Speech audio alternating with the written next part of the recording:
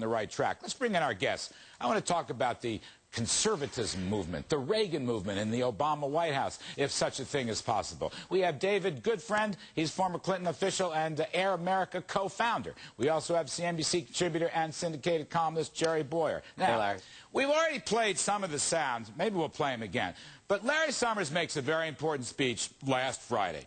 He says, we are not backdoor socialists. We are going to have exit strategies. We don't want to own all those companies. All right, that was pretty powerful stuff. Mr. Geithner has been saying similar things. In fact, Geithner was in Italy this past weekend with the Group of Eight, suggesting that an exit strategy from all the excessive fiscal stimulus is on the way as soon as there are some clearer signs of economic recovery. And so they are making a free market Reagan-esque case, David. I want to bring you in first. What is this all about? It looks like a big shift to me. It doesn't look like a shift to me, Larry. I feel like President Obama and his administration are like a political Rorschach test. You see what you perceive. And in fact, it's so striking to me, Larry, to hear you tee up this segment by showering praise. And I agree with you, praise on the plan that Secretary Geithner and Larry Summers outlined today. It wasn't that long ago, Larry, when you had me on the show, when you were saying the Obama administration was wrong, they were taxing too much, the stimulus was too much government, too much this. Well, they haven't changed very much. They are taxing too much. But they haven't changed very much. But my question is that, you know, but this is a major, Jerry, bring you in on this. I mean, okay.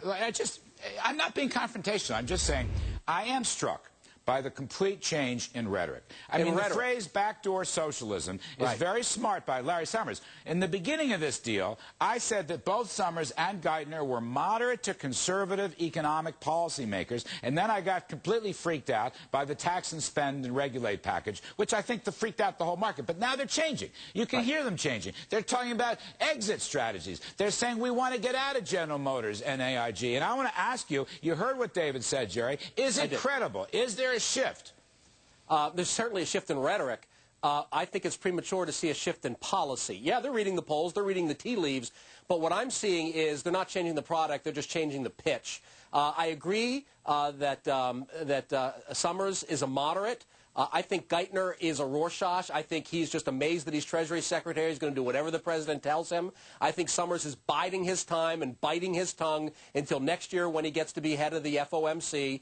But I don't think Geithner has, I don't think Obama has shifted policy. I can't find, Larry, I watch the speeches in which the rhetoric is centrist, and then I read the fact sheet, and the policy direction is every bit as hard left as it was 3 months ago. David, what about the health care point? We're going to take a break, and you all are going to come back, but let me just cover the health care point.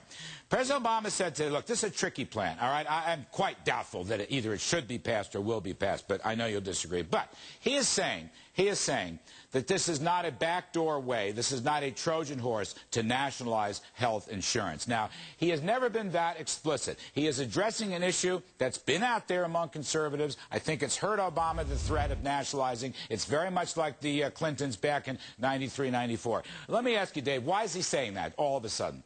It's not all of a sudden. It's always been since, you know, the 1930s when reforming health care came up. It's always been the Republican conservative mantra to say, this is socialism. He's answering that claim by saying, no, it's not. And here's why.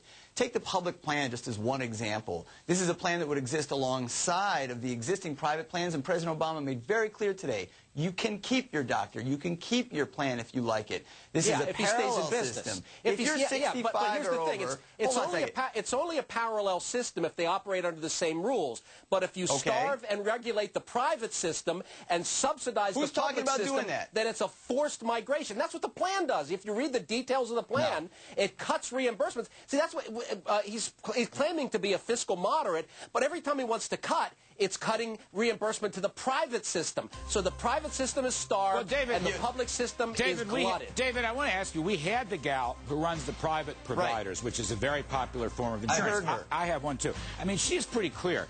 The government's going to fund it. That gives them an advantage. And at the same time, as Jerry is suggesting, the government's going to really cut back on the revenues that the doctors and the hospitals and the insurers can get. So quickly, how do you respond to that? Number one, she's upset because the insurance companies are going to make less money. Well, they should make less money because those profits are unfounded. Number two, if you want to save the government money, you got to cut expenses. You're a fiscal conservative yourself. You ought to agree with me on that. Yeah, but David, I thought if Mr. Obama and Mr. Summers says Mr. Obama is really a free market guy, then he should be in favor of the profit motive, and he should be in favor of profit rewards. That's what makes capitalism tick.